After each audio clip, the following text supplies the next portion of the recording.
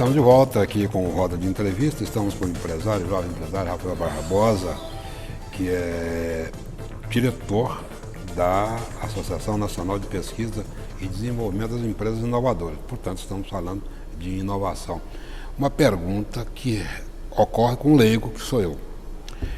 Não é um mundo antropofágico esse das startups, não? De repente, um exemplo recente, o WhatsApp. Bombou aí, logo em seguida já estava vendido. Como é que deve se comportar uma startup que pretende ter um futuro longo?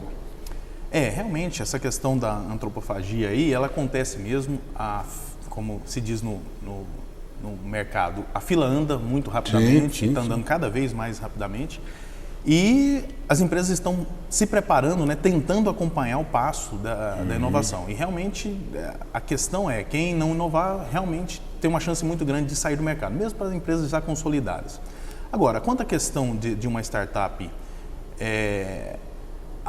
escalar tão rapidamente como foi o WhatsApp e depois ser comprada, isso é o objetivo de muitas. Sim. O fato do WhatsApp ter sido comprado por esse valor, de 16 bilhões, Fábula, né?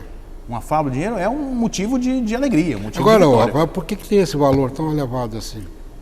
Na a verdade, novidade, a ocupação ou a escalabilidade, vamos dizer assim, dele? Ele foi vendido por esse valor porque ele já tinha se provado, ou seja, ele já tinha a adesão de 1 milhão de usuários por dia. Né?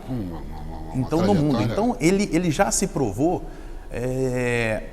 vencedor, já se provou um negócio que pegou. Porque, na verdade, todas as startups, não adianta uma ideia inovadora que o público não perceba essa inovação. Ou seja, tem que agregar um valor grande onde seja usual. Da mesma forma que o Waze. O Waze teve essa aceitação tão grande. O Waze, na verdade, a gente pensa que ele é americano, ele foi fundado por uma empresa de Israel, que também é um outro polo muito interessante de startups. Os incentivos em Israel são realmente interessantes e formou uma comunidade muito, muito interessante. Ele foi vendido por 2 bi o Waze, mas o Waze é realmente um software muito útil.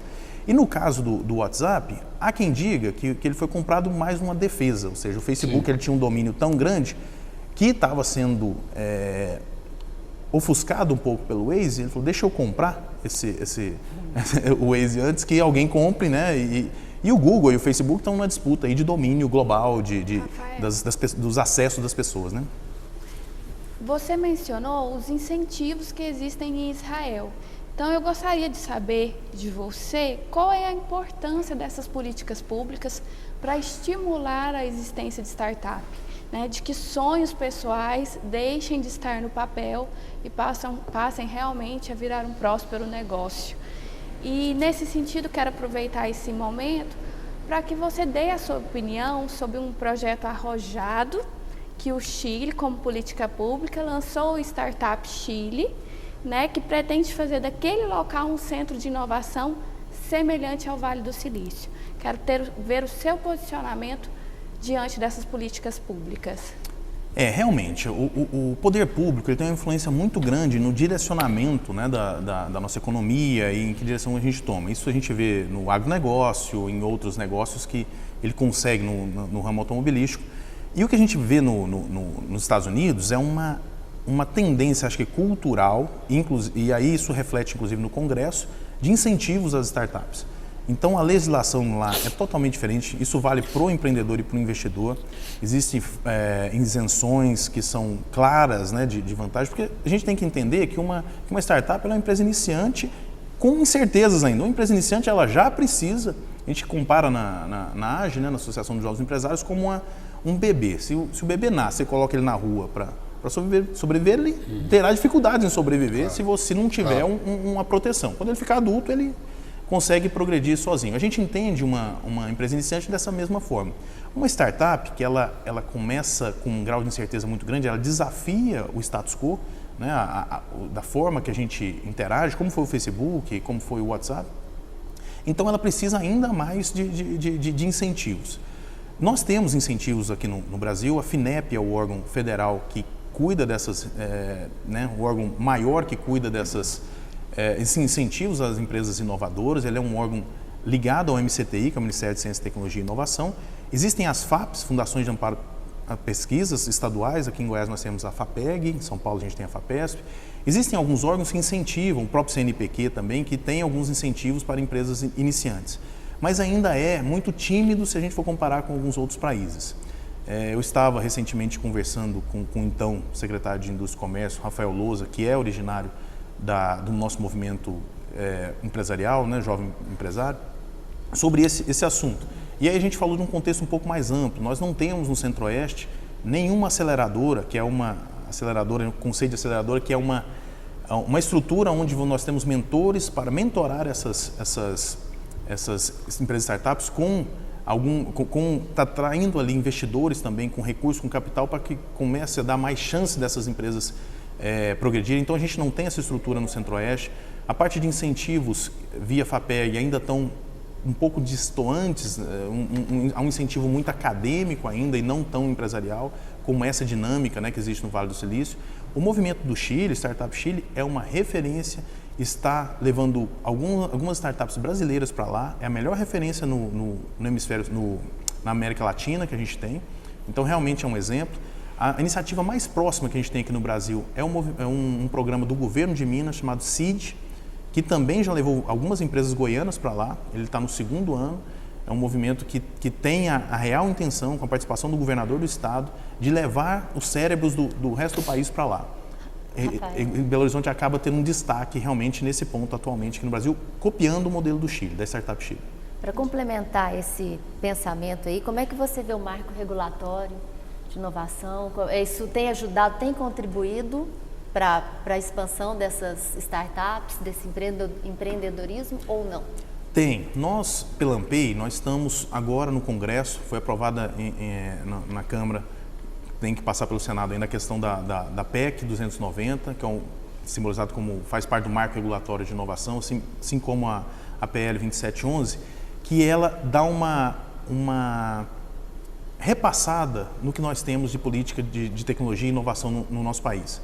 Então não existia a palavra inovação na Constituição, não se falava sobre isso. A FINEP, que é o principal órgão de fomento do país na parte de inovação, estava com alguns programas trabalhando por liminar, então isso colocava tinha uma insegurança jurídica geral, tanto para o empresário captador do recurso, quanto para a própria FINEP, os gestores da FINEP, em fazer essas operações.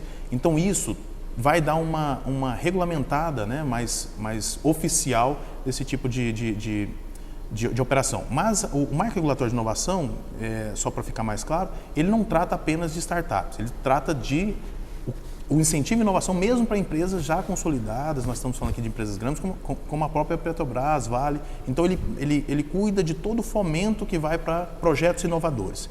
E aí está dentro as startups também. Rafael, você falou há pouco do crescimento de algumas empresas, assim como o próprio WhatsApp, foi vendido por uma fábula, né? Você acha que os aspectos culturais, assim, eles são determinantes para que um determinado aplicativo ou programa ou uma empresa, ela se sobressaia em detrimento das outras? É uma série de fatores. A gente não tem a bola de cristal aí para saber o que realmente tem apelo com os usuários. Mas rede social no Brasil é sucesso, né? Não, e é um sucesso se você for ver em todo mundo. Logicamente, alguns países mais ou menos, mas em todo mundo. E isso é o que tem valor. Então, por exemplo, hoje nós estamos falando da questão de mídia. Se a gente pegar a importância que um outdoor tinha há 20 anos atrás, a importância que ele tem hoje é muito menor. Hoje, parte das verbas de uma startup vão sim para o Face Ads, para o Google Ads, que é uma das formas digitais aí mais consagradas, né? Então, essa movimentação existe agora. E aí a empresa tem valor, a gente estava falando por que do valor, essa fábula pelo WhatsApp, porque ele teve aderência. Uma empresa que capta 1 milhão de usuários dia, ela tem o seu valor, ou seja, ela tem um apelo, ela tem essa força, e aí quanto ao valor, se vale 16, se valia 30 ou se vale 1 bilhão, eu não saberia medir, mas que vale, que tem valor, tem, porque ela conseguiu conquistar dos seus usuários, resolver um problema da vida do usuário, e é isso que é o valor. E a gente vê aí, o meio é tão dinâmico, que entra um processo de indução automaticamente, quer dizer, igual você falou, deu aderência, explode, vai embora sozinho. De repente, virou aquele grande sucesso. É o mercado aí que passa manda, a ter né? valor, né? É o valor mercado que pecuniário. manda. Como é que é esse mercado de startup aqui em Goiás? Como é que estão os empresários em relação a isso? Nós estamos, agora eu queria fazer uma análise dos dois lados, porque eu acabo tendo essa dualidade. Eu sou empreendedor em algumas startups e sou investidor em outras. E a gente entende que no Brasil inteiro, mas né, existem algumas cidades com maior destaque, como é Campinas, em São Paulo, Belo Horizonte e Recife, que são as 3 cidades onde existe um trabalho muito forte do governo do estado ou da prefeitura, no caso de Campinas, para incentivar esses projetos inovadores, mas de maneira geral nós ainda estamos muito imaturos e todos estão. A academia está, ou seja, a universidade hoje não entende, a incubadora ela está totalmente distante do que é um modelo de startup, ela não consegue entregar nenhum case de sucesso, e não só aqui em Goiás, mas no Brasil inteiro. As incubadoras essa gestão que é feita dentro das universidades ainda não consegue nem chegar perto do ritmo que é uma startup. O poder público também, na parte de incentivos, ainda muito aquém, ele não entende as necessidades ainda da startup. Esse é o nosso, via Associação dos Jovens Empresários, nós estamos muito comunicando, né, tentando uma comunicação mais forte dentro da SECTEC, a Secretaria de Ciência e Tecnologia, e da SIC, tentando traduzir esses anseios que existem desse mundo de startup para virar política pública e a gente conseguir se beneficiar disso. Mas o próprio empreendedor também é ainda muito imaturo, ele não se capacita, ele não estuda para poder virar um empresário mesmo, ele tem uma ideia boa, mas isso por si só também não basta. O próprio investidor ainda é um investidor também muito conservador, que prefere investir em fazendas, em apartamentos, se não em projetos. Então, a gente tem todo um cenário precisando amadurecer. Natural, isso acontece mesmo, né? A gente não tem o mesmo nível dos Estados Unidos em vários assuntos, e nesse não podia ser diferente, mas eu entendo que a gente realmente precisa amadurecer esse cenário todo, porque caso contrário nós não vamos conseguir acompanhar as outras economias. Rafael Barbosa, nosso entrevistado de hoje, nós estamos indo agora para o nosso segundo bloco comercial, a gente volta já com roda de entrevista.